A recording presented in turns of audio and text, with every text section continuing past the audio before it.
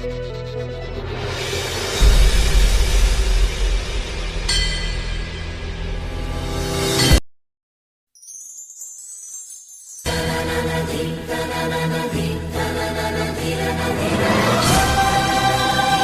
Students, మెకానికల్లో ఎవరైతే 5th semester C16 ఉన్నారో వాళ్ళు 502 ఇండస్ట్రియల్ ఇంజనీరింగ్ ఎస్టిమేటింగ్ కాస్టింగ్లో ఒకవేళ మీరు టఫ్గా ఫీల్ అవుతాయి. ఈ R&AC INDC కొద్దిగా మనం చెప్పాలంటే కొద్దిగా టఫ్గానే ఫీల్ అవుతూ ఉంటారు స్టూడెంట్స్.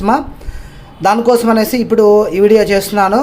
మీరు టఫ్గా అంత ఫీల్ అవ్వాల్సిన అవసరం లేదు. ఇప్పుడు నేను ఏవైతే ఈ వీడియోలో చెప్తానో గన్ షాట్గా ఆ చాప్టర్స్ నుంచి మ్యాక్సిమం 99% అవే వచ్చేదానికి ఛాన్సెస్ అయితే ఉన్నాయి.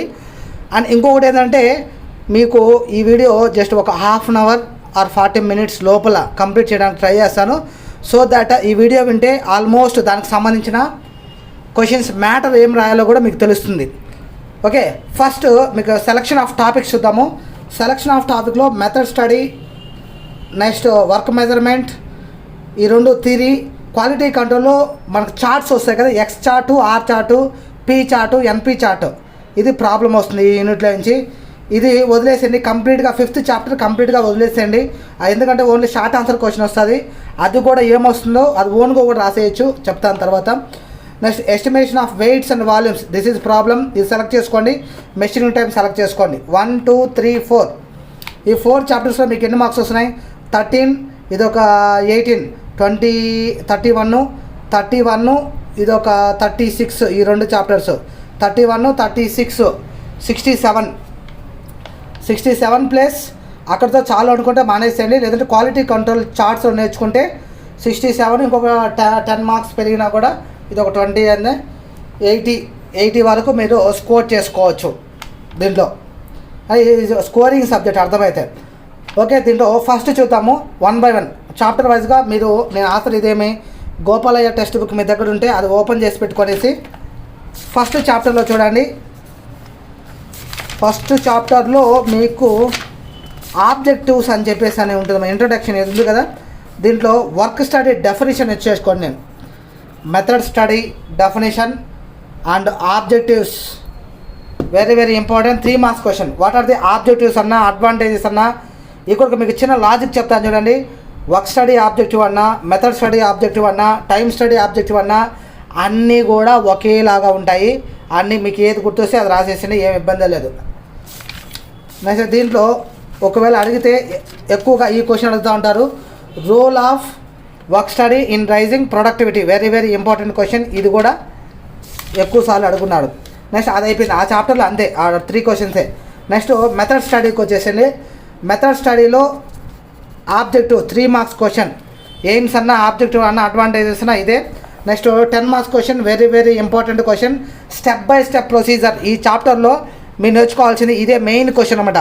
Step by step procedure of a method study or motion study వేసి అంటాము. దీంట్లో మీరు హెడ్డింగ్స్ మాత్రమే గుర్తుపెట్టుకోండి. సెలెక్ట్, డిఫైన్, రికార్డు, చార్ట్స్లలో టైప్స్, ఈ charts names. Next third critical examination, develop a new method, install A new method, maintain a new method. ఈ 6 points headings బాగా గుర్తుపెట్టుకొని దాంట్లో సబ్ హెడ్డింగ్స్ బాగా యాడ్ చేసుకొని మీరు రాయడం. ఇదేంటే సింపుల్గా ఏం లేదమ్మా. ఈ టాపిక్ ఎలా అంటే మెథడ్ స్టడీ అంటే మనము ఒక కంపెనీ, ఇవన్నీ ఈ చాప్టర్ అంతా కూడా, ఈ సబ్జెక్ట్ అంతా కూడా ఒక కంపెనీని నువ్వు ఎలా డెవలప్ చేయాలి, నీ కంపెనీ లాస్లో రాకుండా ఉండాలంటే, సక్సెస్ఫుల్గా రన్ అవ్వాలంటే మనం ఏం చేస్తే మన కంపెనీ సక్సెస్ఫుల్గా రన్ అవుతుంది. దాంట్లో లేబర్కి శాలరీస్ ఎలా పే చేస్తాం, లేబర్ని ఎలా వాడుకుంటాం, రా మెటీరియల్ ఎలా వాడుకుంటాం, రీసోర్సెస్ని ఎఫెక్టివ్గా ఎలా యూటిలైజ్ చేసుకోగలుగుతాం, దానికి ఉండే మెథడ్స్ ఏమి, దానికి ఉండే టెక్నిక్స్ ఏమి అనేది ఈ సబ్జెక్టు. ఇక్కడ దీంట్లో ఈ మెథడ్ స్టడీ అనేసి అంటే మనము the best way of doing work, ఒక పనిని ఒక 100 రకాలుగా చేయొచ్చు. దాంట్లో ఏ మెథడ్ బెస్ట్ది అని చెప్పి సెలెక్ట్ చేసుకునే ఒక టెక్నిక్కే ఈ మెథడ్ స్టడీ అనమాట. దాంట్లో మనం ఏం చేస్తామంటే మనం ఏ పని చేయాలనుకున్నామో, దేనికి మెథడ్ స్టడీ అప్లై చేయాలనుకున్నామో అది సెలెక్ట్ చేసుకోవడం, మన దగ్గర ఉండే మనీ గురించి ఆలోచించడం, మన దగ్గర ఉండే టెక్నికల్ పర్సన్ గురించి ఆలోచించడం, అండ్ ఆ మెథడ్ ఇంప్లిమెంట్ చేస్తే కంపెనీలో పనిచేసే వర్కర్స్ యాక్సెప్ట్ చేస్తారా లేదా, ఆ పని చేసేటప్పుడు మనము రాసుకోవాలి కదా రికార్డ్స్, అవన్నీ డేటా మెయింటైన్ చేయడం కోసము ఈ రికార్డ్ అనే టెక్నిక్స్. దాని తర్వాత ఎగ్జామినేషన్ చేసుకోవడం, అది మంచిదా చెడ్డదా, ఒకరు చేయొచ్చా చేయకూడదా, ఎందుకు చేయాలని మనల్ని మనం క్వశ్చన్ చేసుకోవడం. అండ్ ఆ మెథడ్ని డెవలప్ చేయడం, దాంట్లో ఏదైనా అన్నెసరీ ఉంటే వాటిని ఎలిమినేట్ చేయడం, పనికిరానివి ఏదైనా మూమెంట్స్ ఏదైనా ఉంటే జాబ్ ఎక్కడి నుంచి ఎక్కడికి పోవడం, అక్కడి నుంచి ఎక్కడికి రావడం, అలా అన్నెసరీ మూమెంట్స్ ఉంటే వాటిని ఎలిమినేట్ చేయడం. తర్వాత ఆ మెథడ్ ఓకే అంతా సెటిల్ అయిపోయినాక ఇన్స్టాల్ చేయడం, ఇంకా దాన్నే అందరూ ఫాలో అయ్యేలాగా మెయింటైన్ చేసుకోవడం. ఇది మెథడ్ స్టడీ. దీంట్లో నెక్స్ట్ సింబల్స్ అడుగుతూ ఉంటాడు. ఆపరేషన్ సింబల్స్ ఉన్నాయి కదా, ఈ సింబల్స్ నేర్చుకోవాలి. అండ్ ఒక చార్ట్ అడుగుతూ ఉంటాడు. ఏదైనా ఒక చార్టు ఎక్స్ప్లెయిన్ చేయండి. Outline process chart, flow process chart, ఈ రెండు డిఫరెన్సెస్ అడుగుతాడమ్మా. What is the difference between outline process chart and flow process చార్ట్కి డిఫరెన్సెస్ అడుగుతూ ఉంటాడు. దాన్ని use next man type, machine type ఇలా ఉన్నాయి కదా, ఆ డయాగ్రామ్ ఫ్లో డయాగ్రామ్ వద్దు, అవసరం లేదా. ఈ స్ట్రింగ్ డయాగ్రామ్ నేర్చుకోండి, లేదంటే ఇక్కడ ఏదైనా ఒక డయాగ్రామ్, ఫ్లో డయాగ్రామ్ కూడా నేర్చుకోండి safe side. Flow diagram, string diagram అంటే ఎక్స్ప్లెయిన్ ది ఫాలోయింగ్ అని చెప్పి అడుగుతూ ఉంటాడు. ఇంకొక ఎస్ఏ క్వశ్చన్ దీంట్లో వచ్చేది what are the different types of charts. 2 hand process chart, multiple activity chart, very very important. With example explain చేయాలి.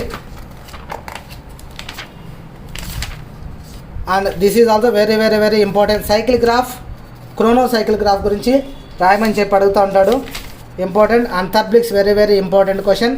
ఈ సింబల్స్ ఒక 18 ఉన్నాయి కదా, దాంట్లో ఒక 10, 12 లేదంటే 5, 6 రాయమని చెప్పి అడుగుతూ ఉంటారు.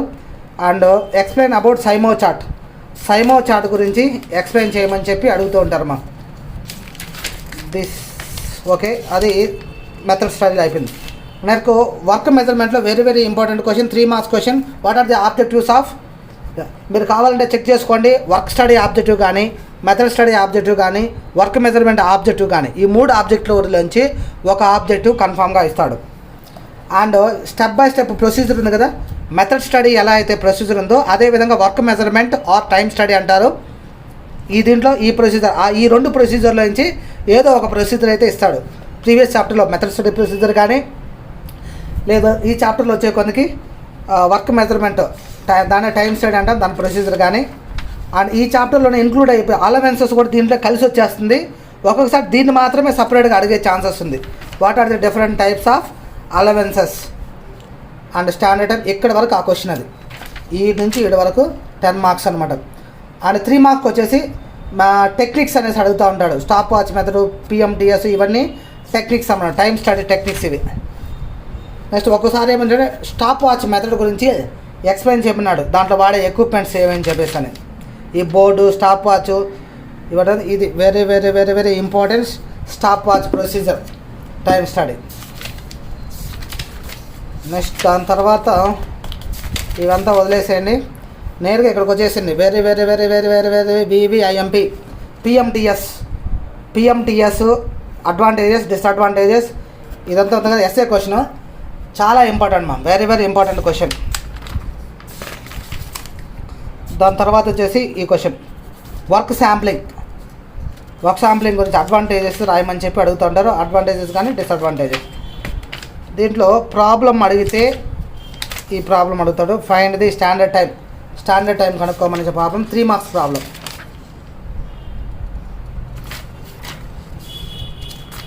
ఇవంతా స్కిప్ చేసేసి వదిలేసి నెక్స్ట్ ఈ చాప్టర్లో చెప్పినాం కదా క్వాలిటీ కంట్రోల్ వచ్చేసి దీంట్లో చార్ట్ అని చెప్పినాం కదా, చార్ట్ నేర్చుకోండి. X bar chart, R chart, ఈ problem X bar chart, R chart problem. And also P chart, NP chart, 100 P chart అనేసి ఉంది. P chart, NP chart, 100 P chart. Differences నేర్చుకోండి, ఎక్స్ బార్ చార్ట్కి ఆర్ చార్ట్కి డిఫరెన్స్. ఈ problem very very very important. P chart, NP chart, 100 P chart, ఈ మోడల్లో problem చాలా ఇంపార్టెంట్ మా. ఇది ఇక్కడ ఈ టెక్స్ట్ బుక్లో ఒక ప్రాబ్లమే ఉంది, బ్యాక్ సైడ్ ఇంకోటి ఉంటుంది, దాని మీద ఆ మోడల్లో నేర్చుకోండి అని చెప్తున్నా. P, NP, 100 P. నెక్స్ట్ ఇంకొకటి ఓసీ కర్వ్, 3 మార్క్స్ అడుగుతూ ఉంటారు. ఐడియల్ ఓసీ కర్వ్ బొమ్మ గీయమని చెప్పి, లేదంటే యాక్చువల్ ఓసీ కర్వ్ డయాగ్రామ్ రాజేయమని చెప్పి 3 మార్క్స్కి. నెక్స్ట్ ఈ చాప్టర్లో sampling plans, single sampling plan, double sampling plan అనేసి ఉంటాయి. ఒకవేళ థియరీ అడిగితే ప్రాబ్లం వద్దు అనుకున్నాడంటే శాంప్లింగ్ ప్లాన్ థియరీ అడుగుతాడు.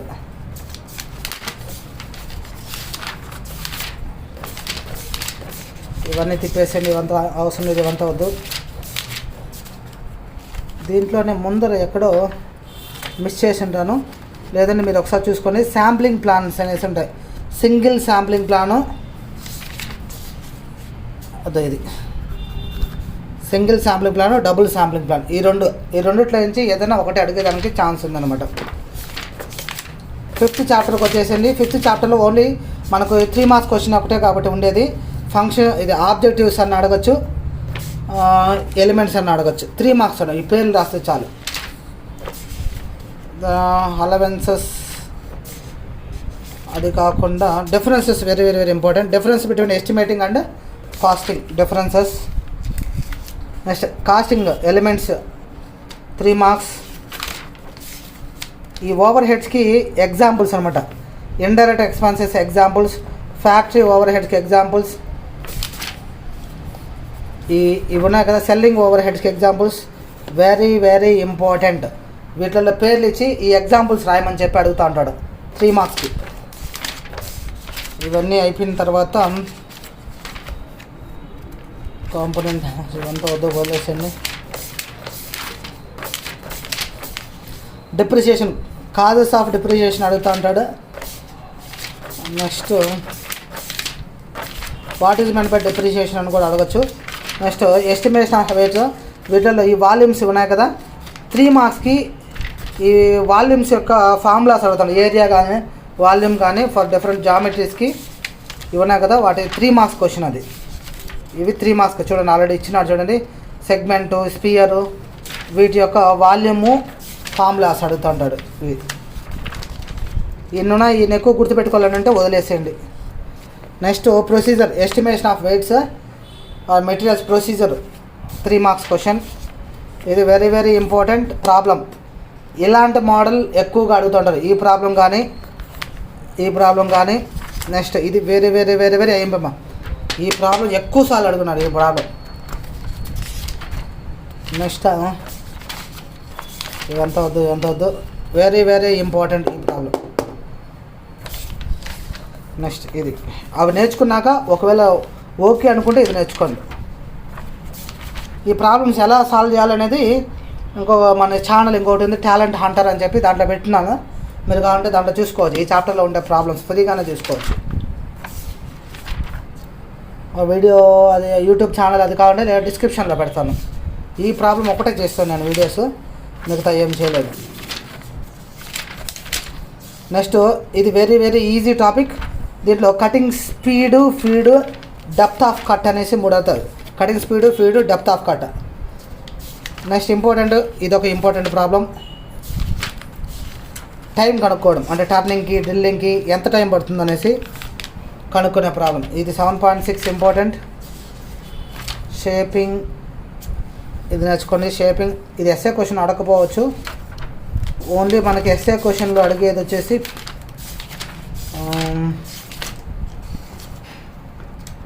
లేదంటే ప్రీవియస్ క్వశ్చన్ పేపర్లో ఈ చాప్టర్లో నుంచి ఇది ఇచ్చిన చూడండి, ఈ క్వశ్చన్ ఇంపార్టెంట్. చాలు, దట్స్ ఇట్. అవి నేర్చుకోండి.